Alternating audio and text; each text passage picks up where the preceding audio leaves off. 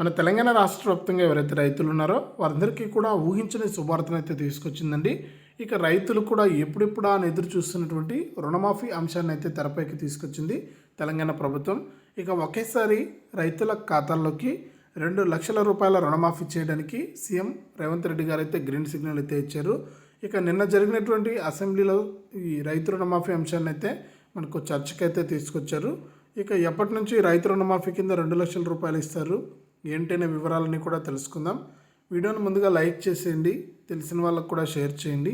ఇంకా కొత్తగా ఎవరైనా మన ఛానల్ను సబ్స్క్రైబ్ చేసుకోకుండా ఉంటే ఇప్పుడే వీడియో కింద సబ్స్క్రైబ్ అనే బటన్ ఉంది, సబ్స్క్రైబ్ చేసుకోండి. సబ్స్క్రైబ్ అయిన వెంటనే గంట వస్తుంది, గంట పైన నొక్కితేనే ప్రతి వీడియోను కూడా మీరు మిస్ అవ్వకుండా తెలుసుకుంటారు. ఇక మనం వివరాల్లోకి వెళ్తే మన తెలంగాణ రాష్ట్ర వ్యాప్తంగా ఎవరైతే రైతులు ఉన్నారో వారందరికీ కూడా తెలంగాణ రాష్ట్ర ప్రభుత్వం ఎన్నో పథకాలను అయితే అమలు చేస్తుందండి.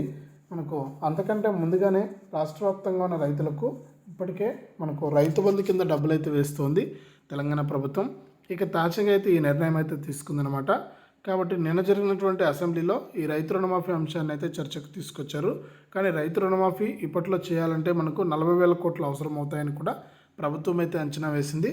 ఇక ఈ అసెంబ్లీ సమావేశాలు ముగిసిన వెంటనే కూడా ఈ రైతు రుణమాఫీకి సంబంధించి మనకు నిర్ణయం అనేది తీసుకుని రైతులకు రుణమాఫీ కింద విడతల వారీగా 2 లక్షల రూపాయలను అమలు చేయాలా, లేకపోతే ఒకేసారి 2 లక్షల రూపాయలను అమలు చేయాలనేది ఏపీ ప్రభుత్వం, తెలంగాణ ప్రభుత్వం అయితే నిర్ణయం అయితే తీసుకోబోతుంది.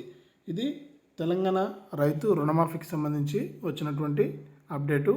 వీడియోను లైక్ చేయండి, షేర్ చేయండి.